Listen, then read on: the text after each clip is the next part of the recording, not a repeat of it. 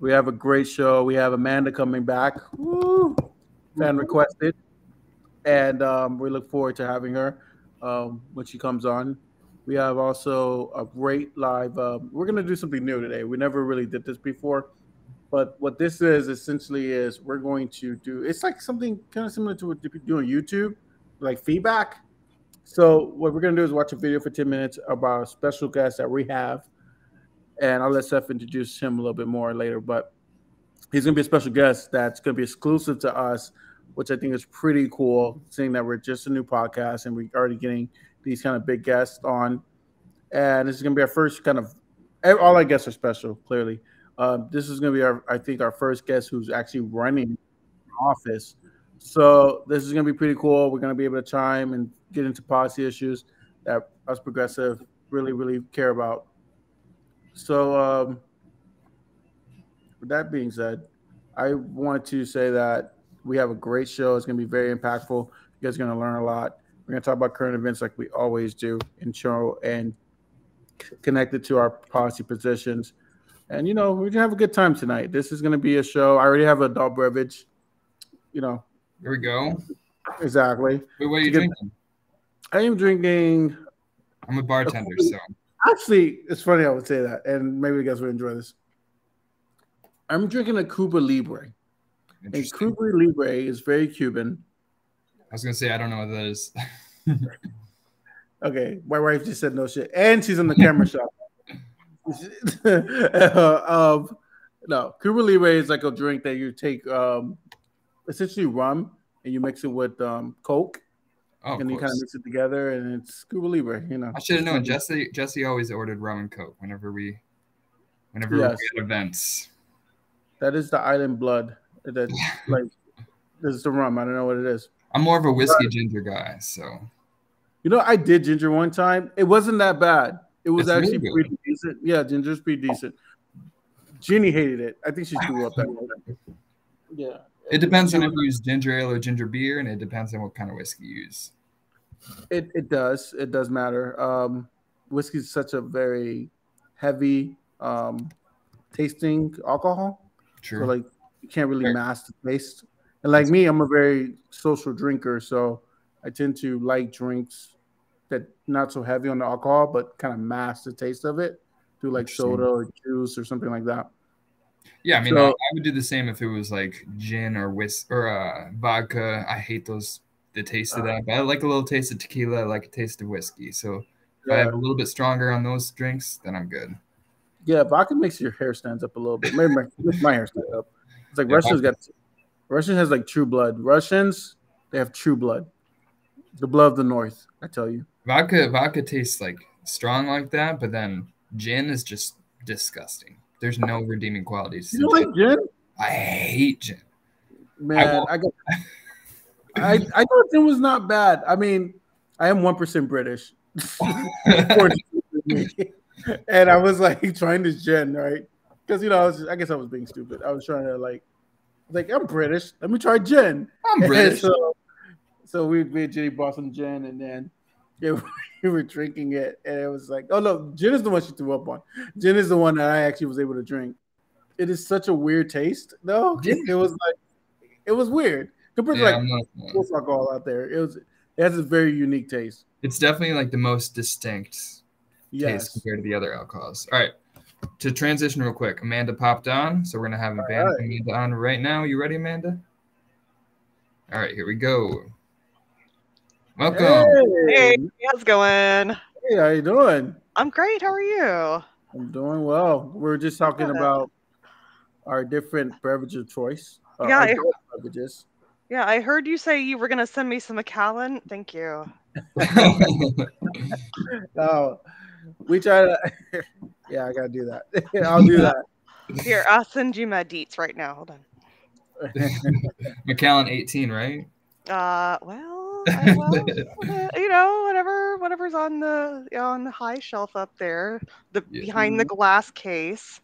Wow. We sell that at my bar, and I had one guy come in one time. He ordered like 5 different shots of Macallan 18, and they're $44 a shot. So yeah, that was a good day for me. Is it? Yes. Is it like really good liquor? I've never had Macallan. It's 18 years old, and it's like pretty high end. Yeah, that's good. I obviously haven't even tried it, but I'm such a novice when it comes to alcohol. I'm very basic. That's like okay. Steph seen me order drinks all the time when we went out. Steph like it's like 7, yeah. It's like rum and coke. Yeah. I don't deviate, and it's like, but now I want to try to increase my palate a little bit. You know, I don't want to be, you know. Now he's having rum and coke, but Cuban. It's a Cuba Libre. I had to do it based on the cup. You gotta do it. Yeah. So the guys, and just one disclaimer: this is an adult show. Obviously, we're not gonna be like live streaming Paw Patrol or what? No, we're very, how can I say, unhinged in our vocabulary and our ability to, freedom of expression. Yes. Yeah. You know. I want you to know. What's Kevin's list? I like beer. Okay. I only drink the Golden State cider because I'm a wuss. It needs to taste like fruit. Mojito. There we go. Yeah. Mojito. That's it. Okay. Amanda knows her alcohol. Okay. Well, I've never been one to drink to excess because probably I worked when I was in college. I worked in a rehab center. I did the overnight drunk tank. Yeah. And I was like, wow, never doing that. Yeah, it gets less fun. The more, in my opinion. I had never had more than I should have until I was 32. We had an archaeology conference in Vancouver.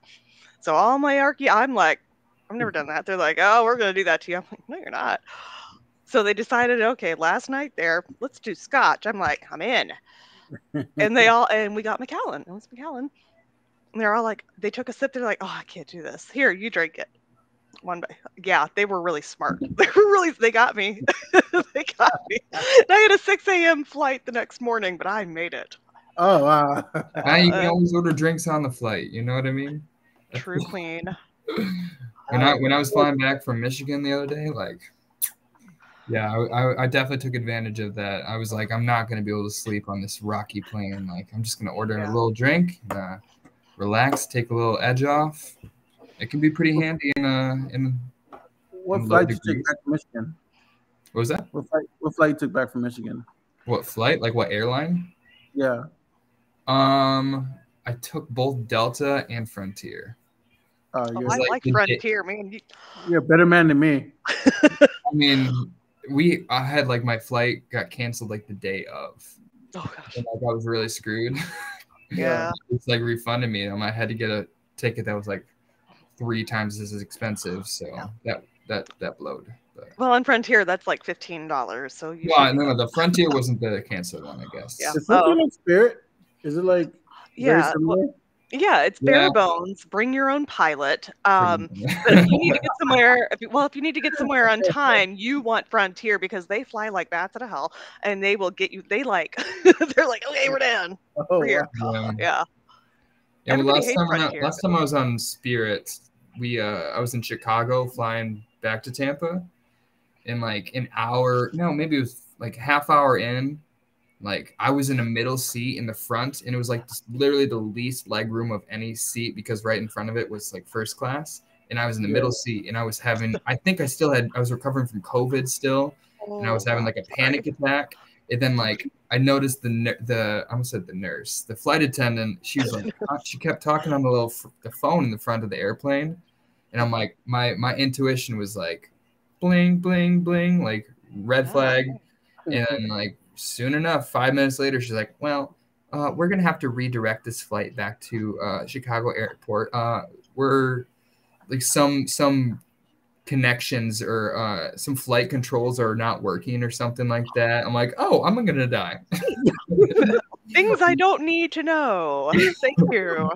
Yeah, just something was not working or connecting. And I'm like, well, this is pilot. This is You should have brought your own. Both pilots have been incapacitated. Does anyone know how to fly an airplane? No.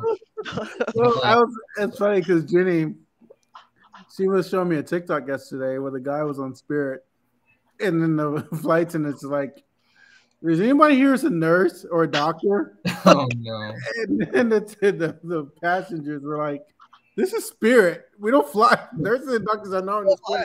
That's a good point. Although Jenny is she's what am I? Why did I think Jenny's a nurse? I don't know. She's a lawyer. Yeah, what am I saying? Nurse lawyer. Yeah, it's all the same. Yeah, it's like right the same. Oh man. And thanks for telling me that stuff. I got a Spirit flight to Las Vegas. Now I'm gonna be paranoid, asking myself, like, man, hope these flight controls don't freaking jack up. It should be fine. I got your back. My bestie's a pilot. You just call him, okay? Bring him with you. There you go. Okay, there we go. Yeah, just throw a pilot in your carry-on. You're good to go. A parrot. That's the one free thing you can be on the plane. It's the pilot. Yeah, as long as you can fit underneath your passenger seats, like. You're good to go. Yeah. Good to go. Yeah, I actually totally snuck on my bag on my very last flight. Like they had the little box you're supposed to fit your bag in to see if it counts as a carry-on, and everybody in line was doing it. And right as I put it in, like all the other flight attendants looked away, and I was just stuck in. I'm like, well, that doesn't fit. And I pulled it out, and I just walked forward. And I'm like pretended like it did fit, because I was not about to spend another like $80. Or have to, like, I can see stuff like literally slamming the thing. Well, I did it very, very subtly because I had that intuition, that I'm like, this is not gonna fit. But nobody noticed, and I got on, and we made it back alive, and I made that money back, so we're all good. We're all good. It fit underneath the seat, so I don't know what that box was for, because it was to measure whether or not it would fit underneath the seats, and my bag fit underneath the seats. So they need to fix that box. That's right. That's what this is that you need to call the show that they need to fix the box. Yeah, and that's what we're going to do, gentlemen. We're going to fix this box of a country. my bag fit just fine. You guys' box is defective. You need to work on it. I used to date this guy from India. And when you're going to India or coming from India, you have, I think it's like law, you have to get the biggest possible suitcase. Oh man! And you have to put like, I've never seen anyone pack like this. Like, why don't you just? It would be cheaper just to pick up the Walmart and bring it with. Oh my gosh! But you take gifts back for your, for your family and friends, like everybody. Yeah. Now, why do you need that many M&Ms? What's going on here? My dear-in-law. About Indian M&Ms? No? No, I don't know. I mean, my dear-in-law is Indian. Indian, excuse me. Wow. She heard me say that. My dear-in-law is Cuban. There's a difference there, Jesse. Yeah, very different. She might have a little Indian. I mean, you're 1% British, right? Yeah, I was surprised. I was very surprised. But very surprised. But no, she's Cuban, and every time she goes to Cuba, it's a big deal. Because she packs and packs and packs. And one time she came, she packed like 4 or 5 bags, and the bags were heavier than me. And I'm a big guy. Yeah. And they were heavier than me. And by the time I was done helping her pack the car, I was just like sweaty and tired and exhausted. And so she's like, every time she says she's going to Cuba, I'm like, I gotta go. I just got a call into the emergency room. I'm needed in. I have to be in operation. Whatever. Emergency lawyer stuff. I got a lawyerish stuff. Yeah. It's a situation. I got this lawyer problem. I gotta be in the surgery room. Do you why don't you do they still make pagers? Anytime that happens, you call us. We will page you. Oh, I gotta go. Yeah, I gotta go. Sorry. You heard the beep. No, she laughs because she knows. Yeah. She knows. She's like, Cuba is just, that's her way of telling me, like, yeah, you're about to work. Yeah. How does and she's going without you. How does she how does she get it through the airport? She gets everything because they're all going obviously under the plane. Mm-hmm. And so she has a neighbor who drives her like at 5:30 in the morning, and he helps her. He is a hero. He is a hero. He is a true champion. That's awesome. The best radio voice of ever. But he's a true champion. But yeah, so he helps her. But in terms of packing it and getting in the car, that's usually me and Ginny's job. Yeah. Well, that's Ginny assigns that job to me, so I do that job. I'm the opposite. I no one bag. I'll throw some stuff. I mean, I don't need a bunch of hair crap anymore. But even before it fell out, I wouldn't take it with. I would just like get it when I got there, like in little bottles. Yeah. Yeah. Nope. Went to Spain for a week. Brought a backpack. That's it. That's always perfect. How much do you really need to travel with you? Like a change of undies and like maybe a couple pairs of clothes, and you're good, bro. Yeah. You can get anywhere. It's not your outfits. All right. So this show, like I said earlier, had the amazing Amanda. She already joined. Thank you. We already established that. Yes, I am amazing. And we also have a video that Seth is going to give of our special guest that's coming on next week. Yeah. And our very next episode is next week, Thursday. Yes. It will be, July 20th. We will be I won't say debating, but we're having a conversation with our good friend Mike Termott. He is Libertarian presidential candidate. He's affiliated with the Mises Caucus. He's I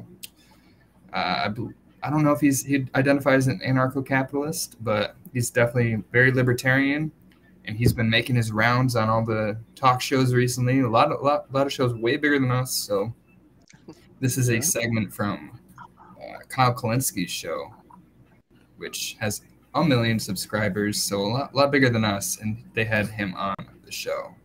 So we're going to react to that. Yeah, so we're going to play, how long stuff? Is it 5 or 10 minutes? The video posted, I'm about to click on, is 14 minutes, but we don't have to watch the whole thing. Yeah, we can just watch it. Yeah, find a good point to cut it off. We feel like, you know? All right, cool. And we're going to act live time. All right, is it show? You guys see my screen? I see 3 of us, and I see a black screen. Oh, there we go. You don't see my screen? There you go. I see it now. I do now. Libertarian presidential candidate. That's it. There it is. I'm going to press. That's our man. Said that you want to get government out of corporate America. There are parts of it I agree with, but to me that seems like the total opposite direction to go in. And I'm not for regulation's sake, but I think with this whole submersible down to the Titanic situation, you had a pretty clear example of where you could have really used some additional regulation requiring the submersible to meet basic standards of safety, and you very well would not have lost the lives on board. And this doesn't seem like a problem that the free market would just fix with perfect information. Granted, now I think there are going to be a lot fewer people going on submersibles onto the Titanic, but at a grave cost to those people's lives and their families. I would disagree with that. At a fundamental level as well as at a practical level, I don't believe it's an example where regulation would help. What the experts have said is stupid is as stupid does. I believe that is true. There were plenty of people who knew that there were problems with that submersible, and I don't want to get into technical details because a lot has yet to be revealed about the situation. But I frankly don't see a reason why you would not believe that greater information would not come out and that markets would not correct this situation. I think that it's very likely that we will be going in the right direction. Well, people had to die to give us that information, right? Like the submersible community, was being badgered by experts in the industry who were basically saying, look, you're not up to our standards and there's going to be a disaster here. And in fact, the CEO fired somebody who he hired, brought on for safety reasons. The guy released a report and was like, listen, man, this thing is not safe to go below 1,000 meters. And of course, the Titanic's 4,000 meters down. And he fired the person on the spot as soon as he released the report. So if you guys want to comment on anything, just start talking. I'll pause it right away so we can react live time. Yeah. So that's a good point. That's a good point to stop. I guess so. I don't know what he mean that regulation that wouldn't help. I mean, from my understanding of the Titanic, it's pretty evident that they knew they shouldn't have gone down there. And based on the technology, based on, like he's just saying that his facts were saying that they had a report saying it was unsafe. And I believe that if it was regulated, that it would have prevented him from going down. And I'm not sure, you know. Or at least they would take different precautions to go down there. Yeah, much safer. I don't know. Yeah, I was a little confused how you used a free market analysis to say that if we had a free market, that that's this analysis of everything, though. Yeah, if we had a free market, that this issue wouldn't have happened. I think one doesn't go without the other. One is an economic policy, another is a safety policy.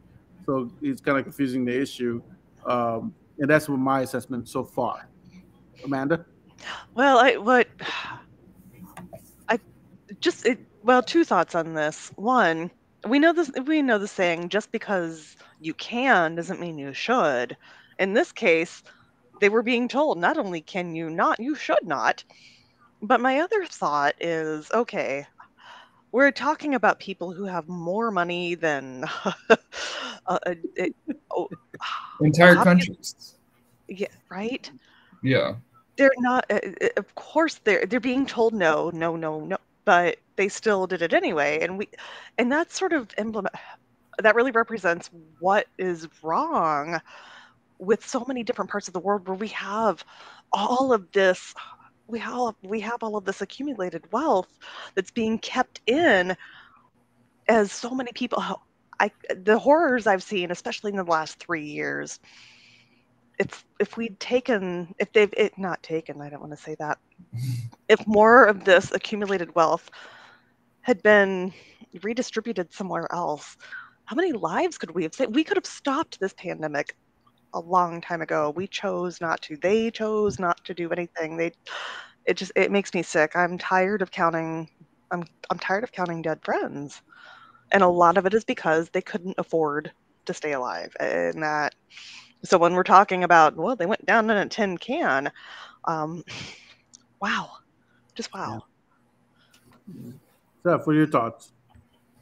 I mean, I think the most applicable thing is what you said, is like he's just using free market lens to like see everything, every single issue, and somewhere like it's pretty obvious that small things could help, but like you're so like dogmatic and principled about like the government, if any sort of authority figure intervenes in any sort of way to prevent death, like it's against my principles, even if like there's bad consequences. So they don't really care about the consequences. I'm a consequentialist. I think the consequences of the actions are a lot more important than like the values you take and the means you take necessarily. Like if you have great intentions and people end up dying, like you obviously missed something. So I think we'll get a lot better picture of what the kind of things he views. Let's start that back up again. That was only like 2 minutes, so yeah. Since I get it that libertarians are skeptical of regulation from the government on industry, but don't like the specifics matter? Aren't there some regulations which are just obviously rational, and then others that are not? And the ones that are not good, we get rid of, but the ones that we need, it makes sense to keep. Or you're conflating the word regulation with government. I think that may be where you and I part ways. Yes, an outside force, an outside view, an outside source of information, a third party, whether that comes from an insurance company or outside experts, can be enormously influential and enormously helpful. We have plenty of examples down through the generations of organizations that get together, either pooled in an industry or through their requirements to have insurance involved, and have flaws brought to light, problems brought to light that don't require the government to do so. This is an enormous tragedy. There's no question about that. I don't think there's a counter argument. He's talking about there's a government here, that regulation is not connected with government. That's a flawed argument. When you really think about regulation, you have to understand that all regulations all come from industry. Government obviously are not experts in the industries that they're in. They come from groups of people coming together in that industry and recommending a set of guidelines for the government to enact as law so that the industry is safe. So his whole issue of that regulation, it's not government, it's a flawed argument.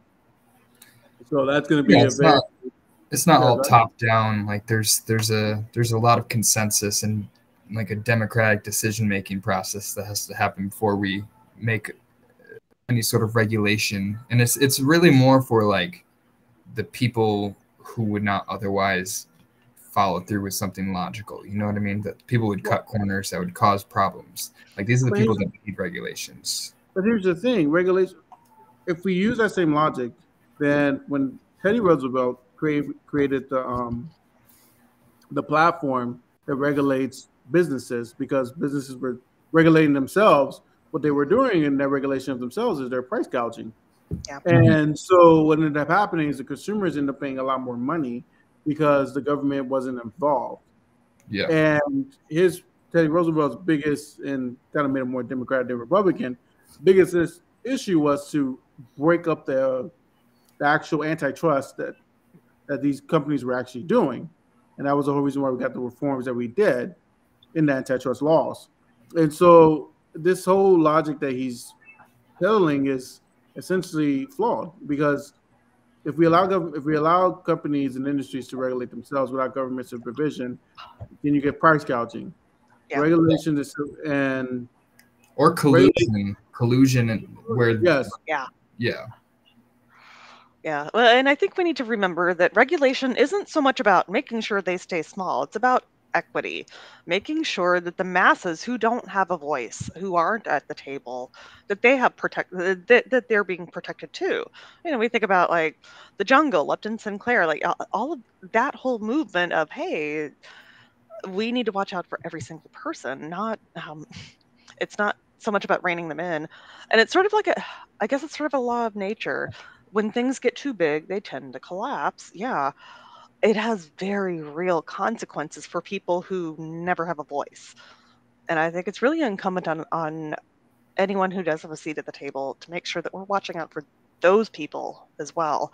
I'm sitting here watching storms out here, thinking of the billowing clouds, like they get up to 40, 50,000 feet. But we had a storm that moved through last week. It was big and scary looking, but it moved so quickly that it dissipated before it did anything. And it's just sort of a metaphor for, I don't know, when these big things fail, it's not just that billionaires fail. They're going to be all right, trust me. Yeah. Unless they wind up in jail and then whatever. It's all these people who were left behind in the debris. Oh my God. It should not happen.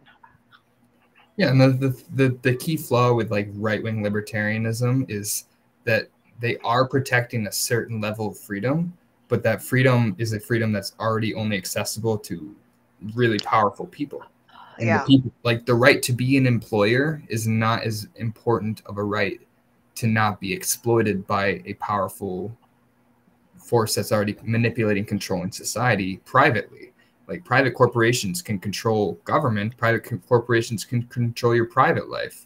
Like authoritarianism needs to be across the board, not just like so narrowly focused on certain regulations non-existing. Like a regulation that prevents authoritarianism would be one that advances liberty. You know what I mean? Regulation just sounds like a word that just evokes a certain amount of emotion that makes you feel like it's authoritarian, when it's really about the consequences, like I said, of the policy. Which obviously, I'm not saying we can have like a totalitarian government that just like a benevolent dictatorship, like it does have the means to change, but it's more about like weighing which is more important than the actual results of your policies. You know, I don't want to use any sort of means possible to install my worldview, but it's not as important as the actual results. Yeah, and I think just sort of before we move on, I think we also need to be mindful of a wolf in sheep's clothing, where we're giving you autonomy. Here's this gig job. Well, guess what? It's the gig economy is so exploitative, but our entire economy is built on the backs of gig workers who have zero protections. And I was out working 80, 90 hours a week. I still wasn't making ends meet. That has to change. Yeah. freedom from is not always not the only problem. There's always the right of freedom to. You should be free to pursue what you want to do with your life. Not if you're deserted if you're alone on a desert island, you're technically free. Like, nobody's gonna mess with your business. You run everything. Nobody's controlling any decision in your life. You have freedom to do whatever you want. But in about a week, you're probably gonna die. No, I've actually done that.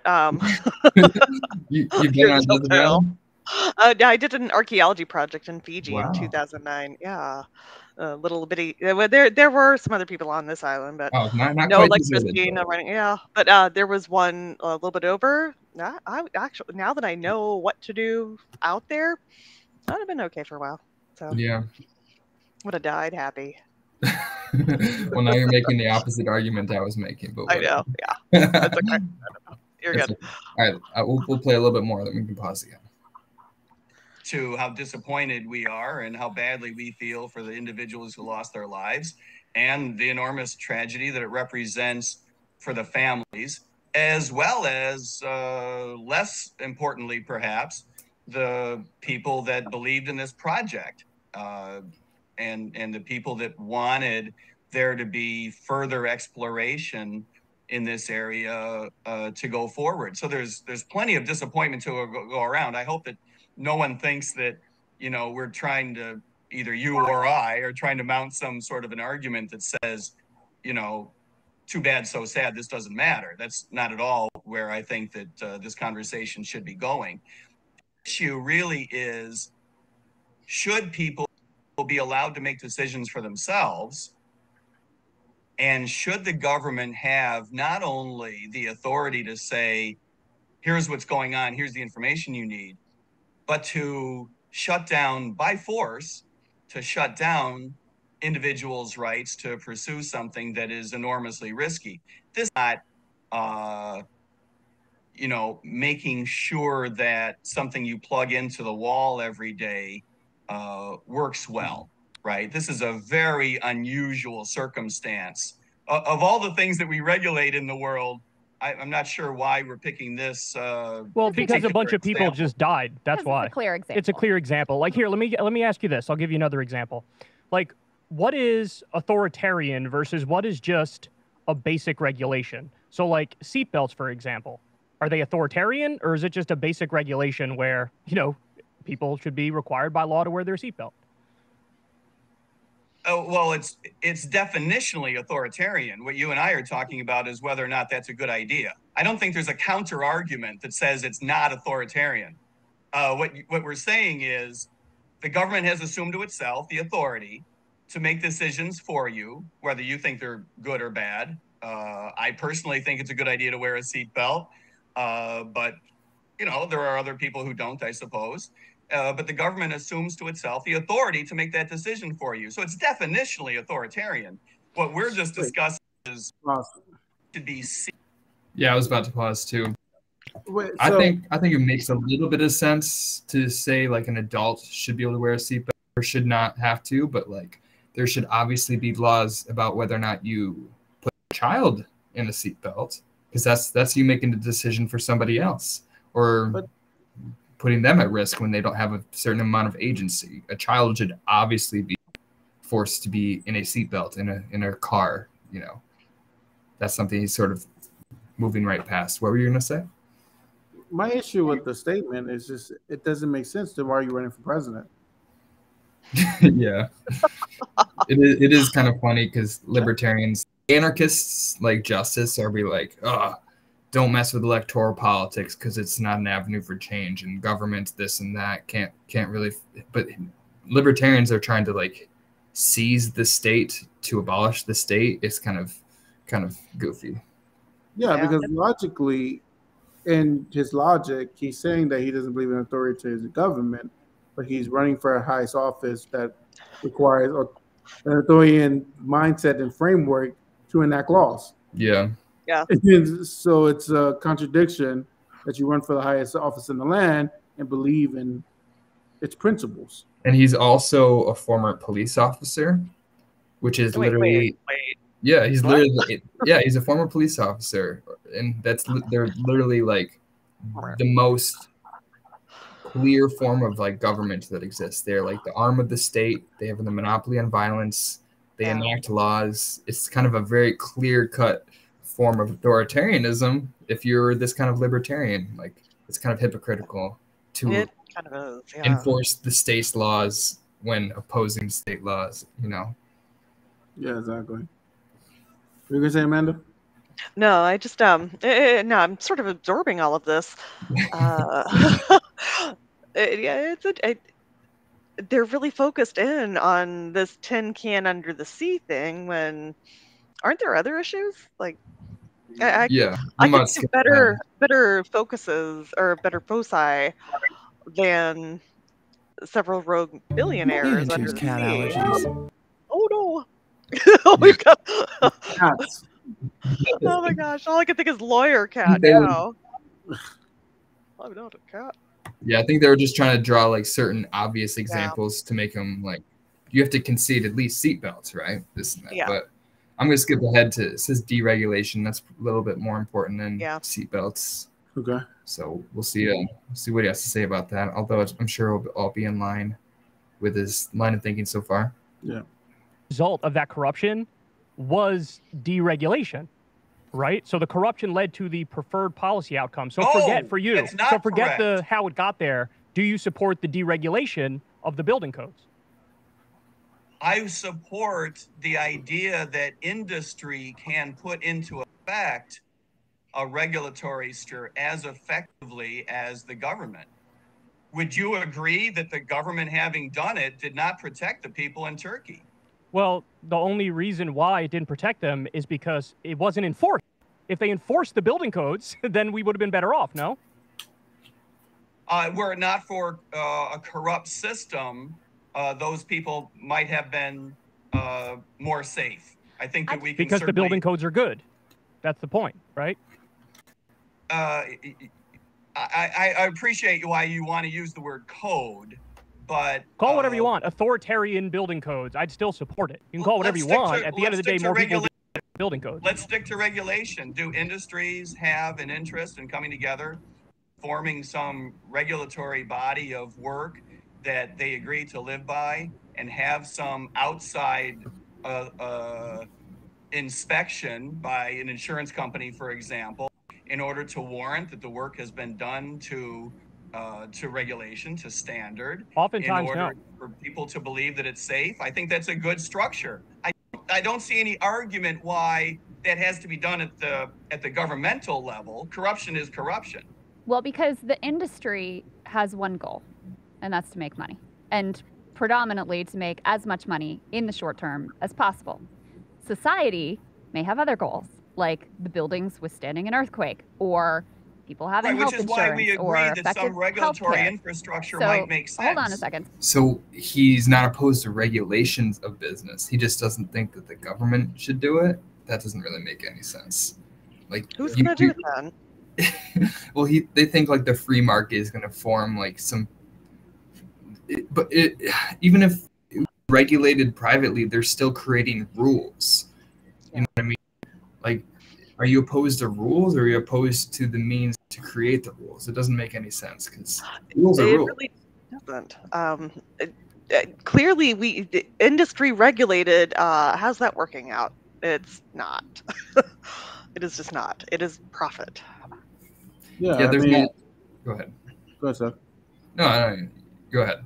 I didn't have a great point. I was just going to say, I mean, his idea has been tried before. I mean, he's not. Yeah, where do you think we came from? Yeah, like the government wasn't involved in business at all.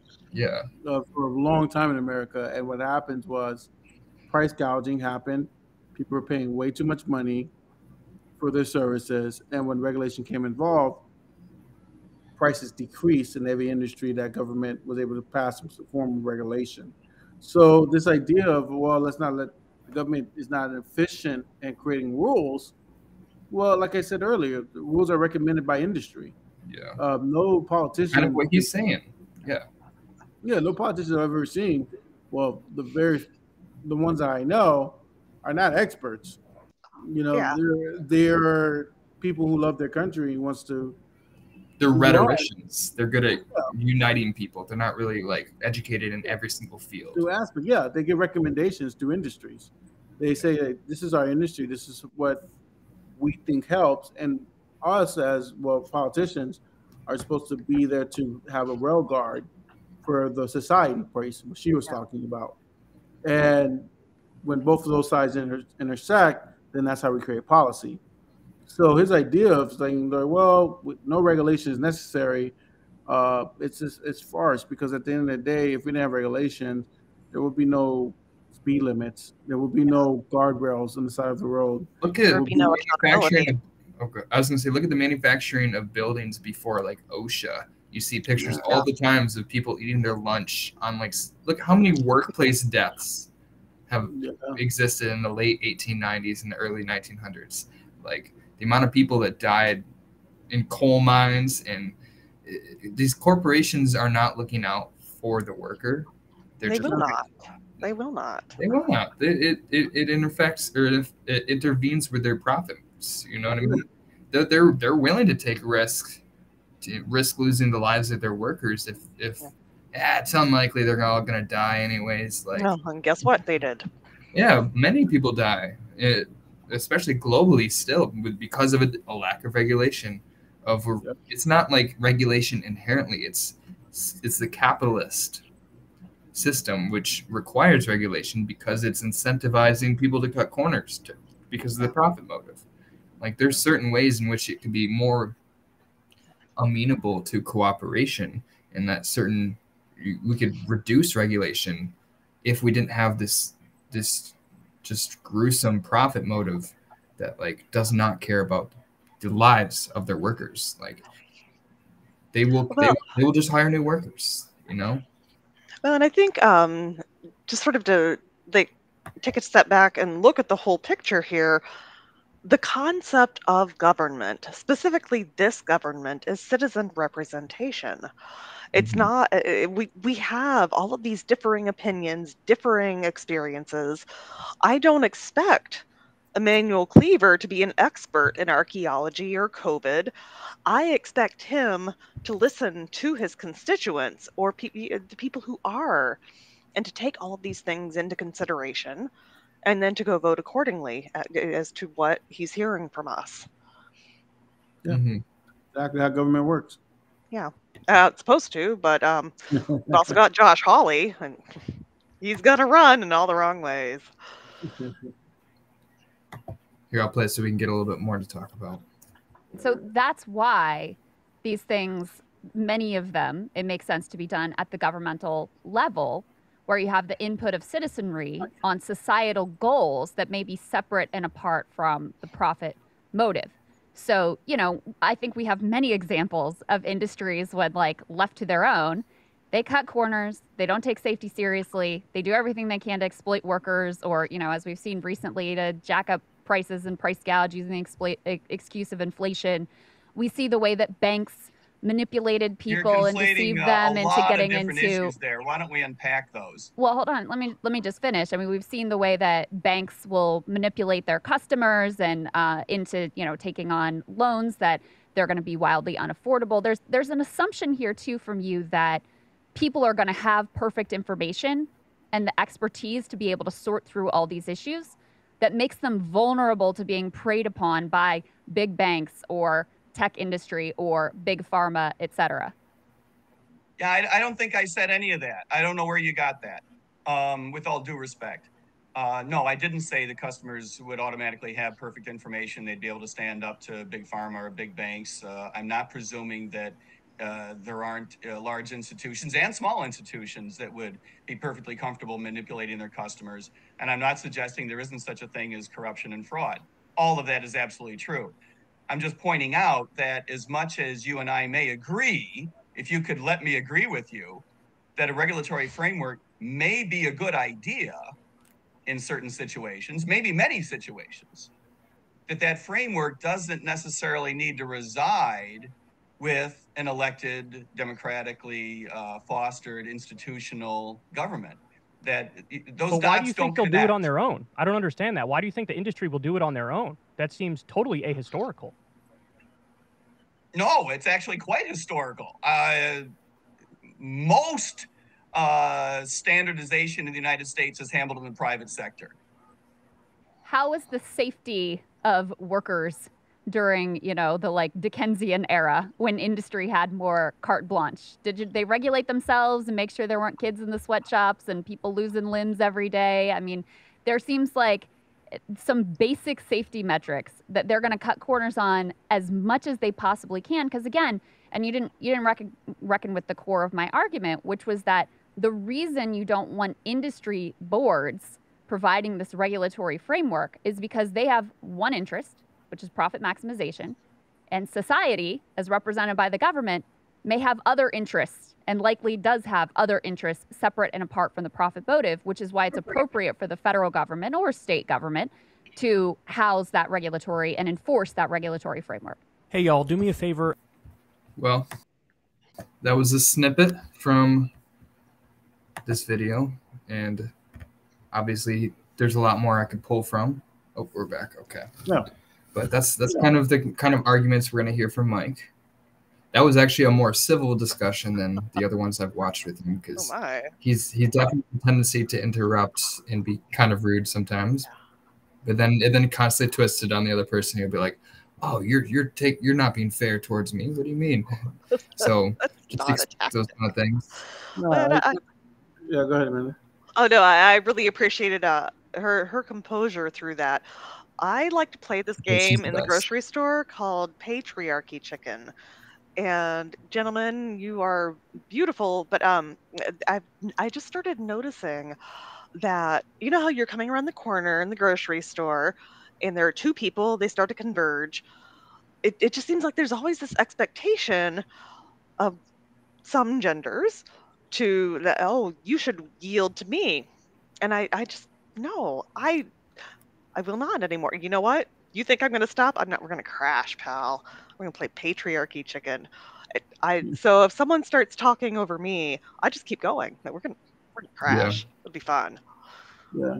He was really bad about that. Yeah, I think men are kind of taught to have to compete with other men. Yeah. And they're always constantly like, I'm more masculine. My voice matters. I need to dominate this conversation. I need to dominate this and that. So they're kind of like turn off their I don't know, their courtesy, and they're just like laser focused on whatever task at hand, not looking towards other people. So it's kind of like expecting entitlement, expecting people to move aside for you, which I'm very guilty of. I'm just going to be honest. Oh, we would crash. Yeah, we would crash. It would be fun. Your eggs are going everywhere, dude. No, I mean, Discord is great. And using tonality, I mean, it's all a part of argument. Your tone, how you address people, not so much the public crashing. I mean, that is inevitable because you can't see the person around the corner. Yeah, but that's different. Yeah, but you're right. It is harder when it comes to women and male perspective in debates because it becomes men. Sometimes their voice is dominating, and it's not very. It's like Trump. Trump's very loud, but he's not very logical. Yeah. Not very. That's an understatement. Yeah, but you know, and that is a form of arguing. I'm not gonna sit there. It's not. It's a device using arguments to raise your voice to change the tonality of the argument. But yeah, it's, you know, I love, like you said, I love her demeanor, how she was able to stick to the issues, even though he was using fallacies to attack her argument, which was essentially attacking her instead of attacking the argument itself. Yeah, it wasn't really representative of someone I would trust to represent me.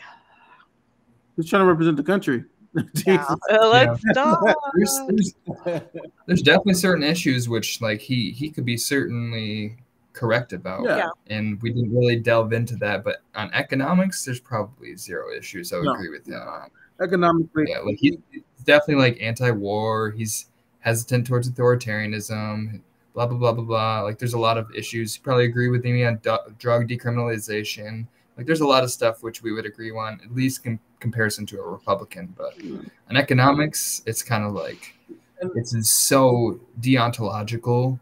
Their view of like being opposed to taxation or like any form of government, which I'm opposed to the idea of government, but like government exists and is going to continue to exist whether you like it or not. So it's like, how would you like the government to operate? Well, I'd prefer it to be more beneficial and benevolent towards people. Yeah, I don't even think Republicans make that argument. That's what makes libertarians very unique. And their former argument, because we Republicans would admit that some government is necessary. Like no one can argue that government is not necessary. I mean, you just wake up in the morning and look at your trash being picked up. That's government. Right. So that's the very fundamental of government, but it is government. And so it just makes it a little bit easier in certain ways. Like theoretically, we could have a private garbage man. That's fine. It's just more efficient to do it this way. Yeah. But there's something you can't replace is like there are other states. There are other governments around the world, whether or not we like it or not. Mm-hmm. And if we get rid of our governments, they are going to take over us. Yeah. So our military, which I don't approve of the way our military operates, but the existence of a military to defend the state from other states is an absolute necessity. I don't think necessarily our military operates incorrectly. I think they're operating under the mandate of their leaders. You know? Yeah, I mean, which is the leaders are operating incorrectly. Yeah. We definitely have a military industrial complex. Yeah. I think that's America's biggest strength and biggest weakness at the same time. It makes us strong because no one challenges us, but it makes us weak because we don't use the resources correctly. Yeah, that's a great point. Yeah, we overspend, and we should be using those resources and diverting them to economic principles, education, COVID vaccines, health awareness, a whole bunch of social programs that can use the amount of money we spend in the military. Yeah. It's just an inefficiency of how, especially now in this modern military, you've heard me talk about it too, Seth, where I think that the war of the next 50, 100 years is not going to be on a battlefield. No. It's going to be on a computer. Yeah. And our military is not even ready for that kind of war. No. We're falling way behind China for sure. Yeah. Go ahead, Amanda. Oh, no. We just, I don't know if both of my brothers are military as well, Army and Air Force. My dad was Navy during Vietnam, although he spoke fluent Spanish, so they sent him to Spain. But I want to take a step back. When we think about government and we like our roads and our trash, and I obviously I am very much for equity. But the problem with humans is that no matter how equitable we try to get, I always think back to the example of Cambodia, Pol Pot. And this is where it gets ugly. Human nature, there's always going to be one person in the crowd. We're all equal now, except me, I'm better than you. So you have a country of 8 million people, and only 75% of them made it out of it because one person was like, you know what, we're all equal except me. I'm great. Mm-hmm. Yeah. We have to be mindful of that as well. And that's why, as much as I disagree with as much as I disagree with the powers of money and wealth, we do need to make sure that we're kind of pulled away from too much. I don't know. I don't want to say too much. There's no such thing as too much equity, but there's always going to be one person. We need to make sure that we have diversity so that it's not just one person or one small group of people getting away with dragging us out of focus.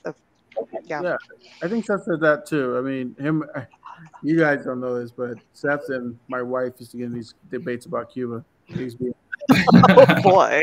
Yeah, so she's Cuban, and Cubans are very hardliners when it comes to communists and stuff like that. Yeah, and so Seth would go in these debates, and my wife would be like, socialism is not really good, because what ended up happening is dictators rise from it.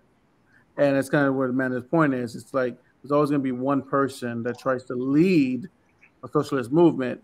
And Seth will always say, well, that's not true socialism. That's a dictatorship. And what ended up happening is that it's really hard for society to have a true socialist policy, because there's always going to be a need of government, and that government's always going to need a head to lead it.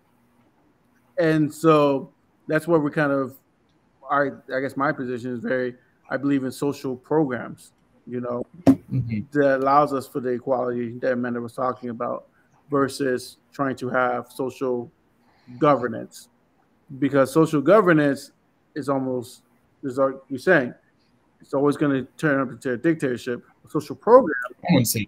Well, for the most. The problem is that we have a global capitalist economy, and to have a completely different functioning economy, you would have to change the way that we are currently. And change has to come in either a natural way, or you have to, if you want to do it so dramatically because you think it's important, people tend to do it in a more authoritarian way.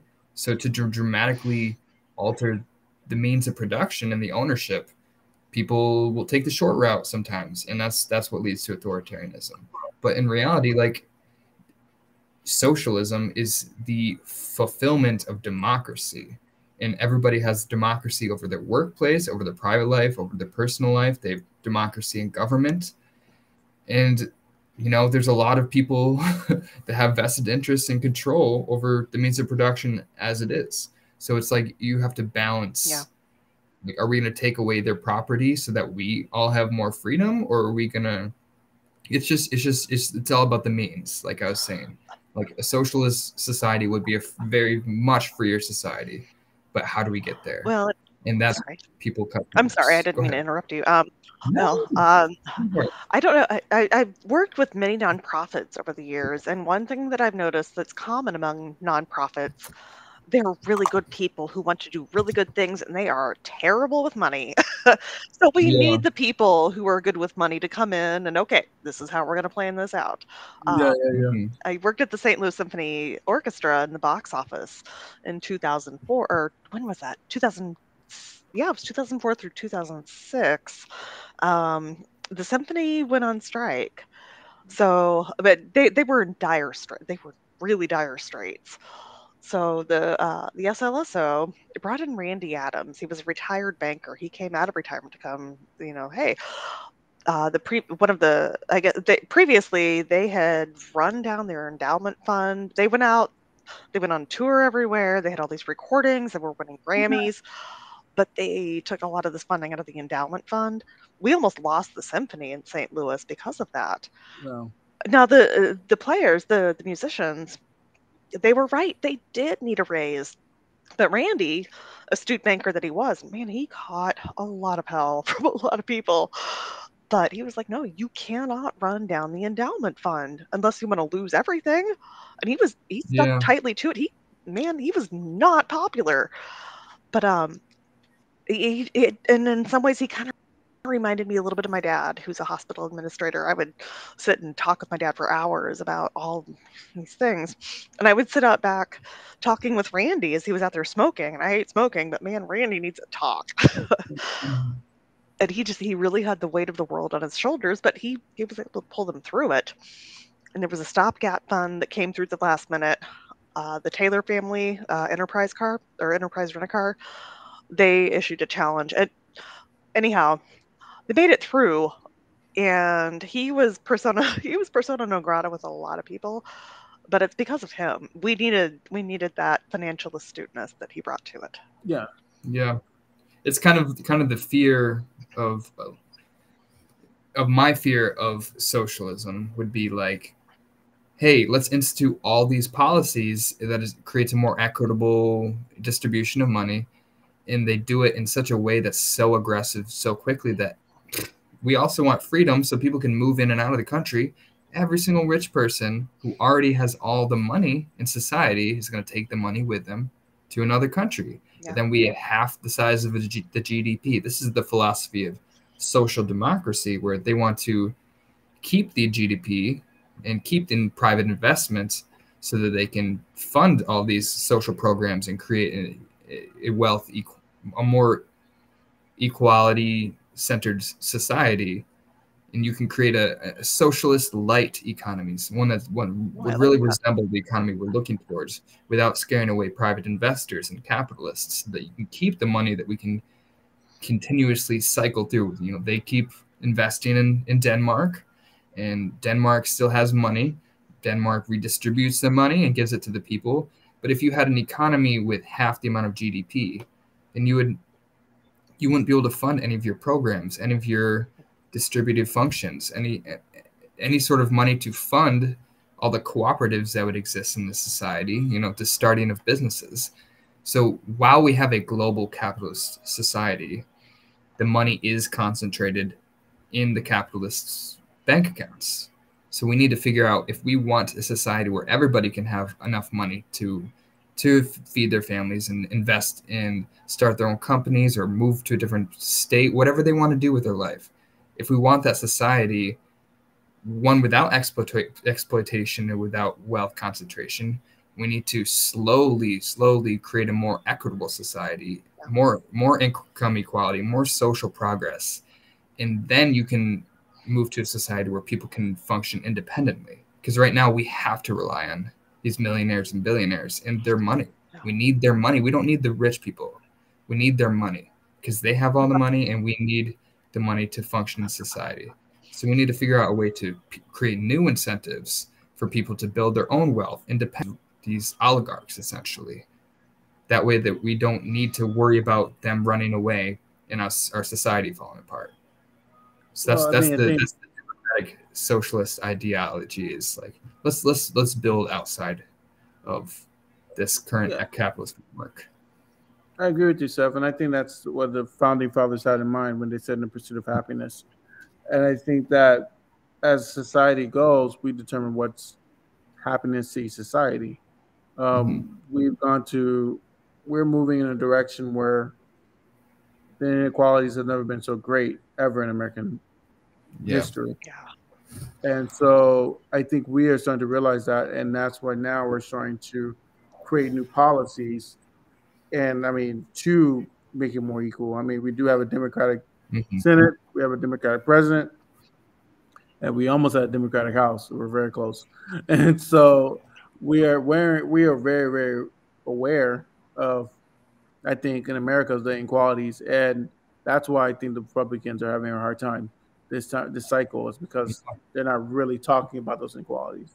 Kind of, it's become so stark that this is why right-wing populism has grown instead of like a laissez-faire capitalist, Republican Party, because even the working class Republicans can see it's not working for them, and capitalism is flawed.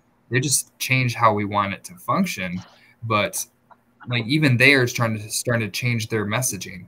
Like my ideology is like, we are going to have a capital. It's actually classical economists who envisioned that a free market society, a truly free market society, not one full of exploitation stuff, would move towards workplace capitalism.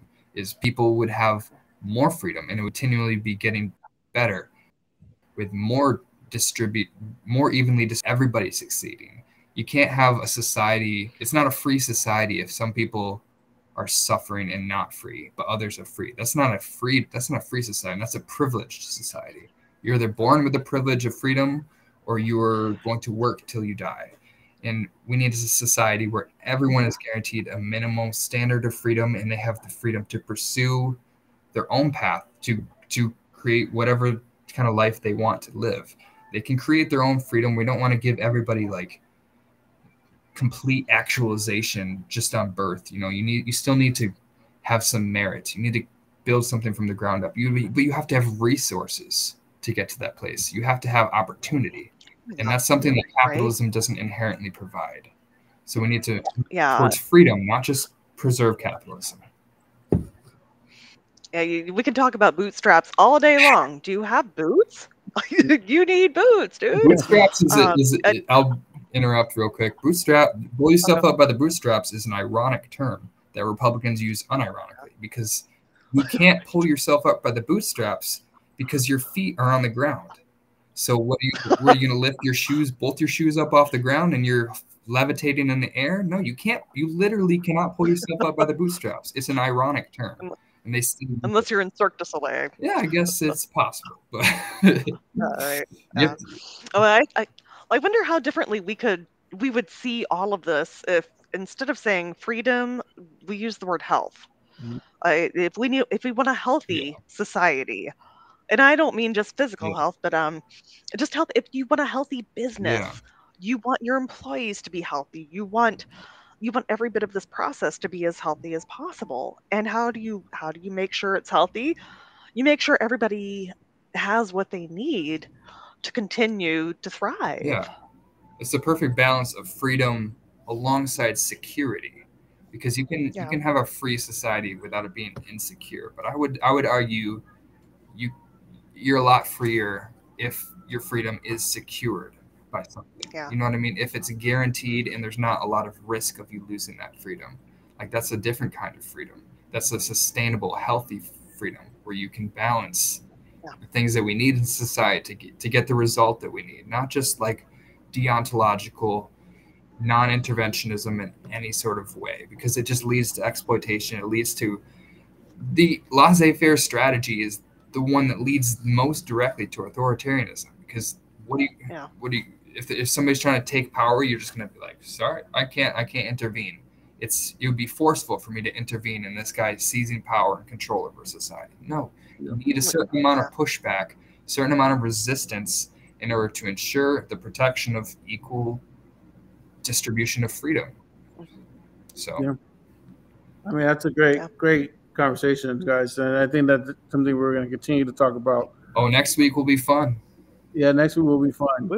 And I can't believe the 20th. Oh my gosh. Yeah. What it is with everything after July 4th? No, it's now November. Yeah, right. That's exactly what happens. It's true. Like this. It might as well be May for me. Like it feels like May at least. We just sort of skipped right ahead. We certainly did. Guys, I'm going to give you guys your final words. But before I do that, I want to say, I'd be amiss if I didn't mention this. This week was for me one of the things, a reflection point. I saw that there was a lot of Haitians, and if people didn't know, it's a big secret. I'm from Haitian ancestries. I didn't know that. Yeah.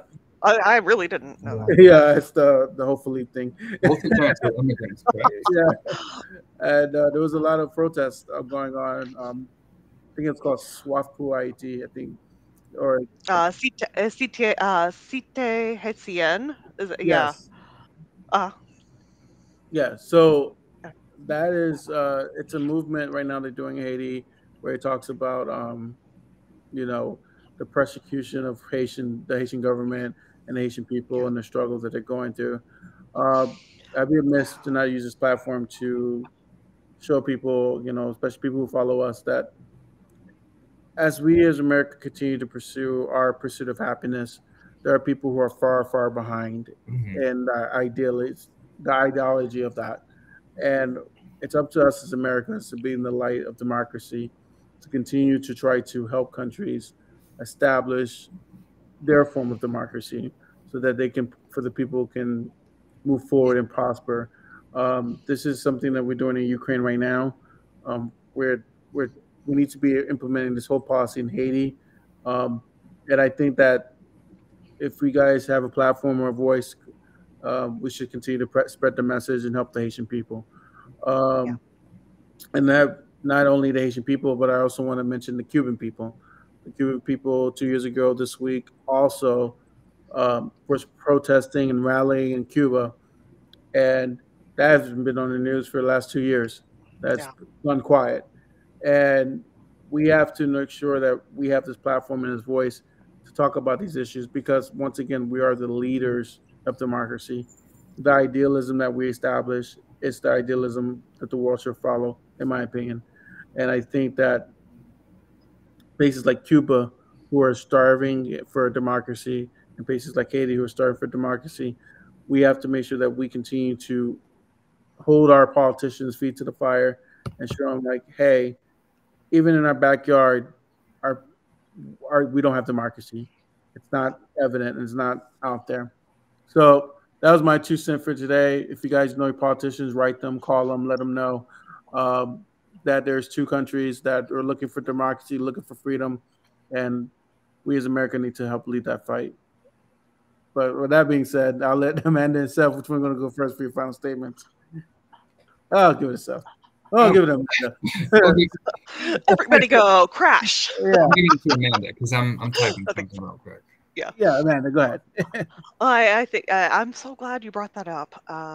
As an anthropologist, one of my favorite humans, and really the only celebrity that I've ever been like, that I would ever fawn over. Oh my God, Anthony Bourdain. Yes. I got to call into NPR's Talk of the Nation when that was still on. I got to talk with him, and it was like, oh my God. And I asked, yeah. There's a transcript. I'll send it to you later. But I asked him, and I could at the last minute, it's live broadcast. Do you have any reservations about when you go into these countries? Like, you go to Laos. Everybody sees it on TV, and then they're like, oh, I want to go to Laos. Next thing you know, they're like 19 Starbucks all over. And he gave a very thoughtful answer. And I was shocked. The next episode that they filmed was in Haiti right after the earthquake. And it was this beautiful 45-minute answer to the same question where they went in. They were like, oh, we want to do the right thing. And they tried to do the right thing, or what they thought was the right thing, and it ended up being even worse. Yeah. So when we want to do the right thing in these other cultures, we want to go and help Haiti or help Ukraine. We need to make sure that they are we're just empowering them. They're leading it, but we're going to empower them. Yeah. And it's just a form of colonialism that we need to rethink. Like, whoa. We need to make sure that this is what they want. They decide. We hand them whatever supplies and tools they need, but let them take the lead. Yeah. All right. With that, I guess we'll close this episode off. We've gone 12 minutes over our time, but I think it was worth it. We got a lot of stuff covered. We actually did spend most of the episode reviewing that video, so. I think it worked out perfectly well. I always love having Amanda on. She's she's the first female that we've had on our show because we have way too many men guests. It's always good to have a diversified perspective, and you always actually blow me away. Like, you've got so much insight. So yes, she's such quick wit thinking. Oh, I do tell me knock joke too. So. I believe it. But we're gonna have to close out soon. We're gonna have Mike Termat on next week, and it will be a very active, lively discussion. I'm very interested to see how that turns out. Hopefully everybody tunes in, because I will be promoting the hell out of it and making tons of clips and stuff, because it's obviously the biggest guest we've had so far. And I think a couple weeks after that, maybe we'll be having Alan Ellison on. Oh, I love Alan. Yeah. Alan Ellison's another very big guest we've got. So hopefully this thing's going to keep going, getting bigger, and we're going to have a lot of interesting guests on in the future. So we'll definitely have Amanda on in a few weeks, I'm sure. Yes. I'm sure she'll be a regular. Yes. Oh, thank you. Gladly. Exactly. Yeah, I don't know what else to say. Everybody have a great week. Thanks, Seth. And I'll see you online, Amanda. I'm terminally online as well, so. Yeah, pretty much. Yeah. This is all I do. Yeah. It's not all I do. It's pretty much all I do. I bartend and I tweet. I tweet and I know things. Yeah, exactly. I debate 15-year-olds on economics all day long. Yeah. Alrighty. Well, thanks, everybody have a great week. I'll see you guys. TTYL. Another week of Imagine More.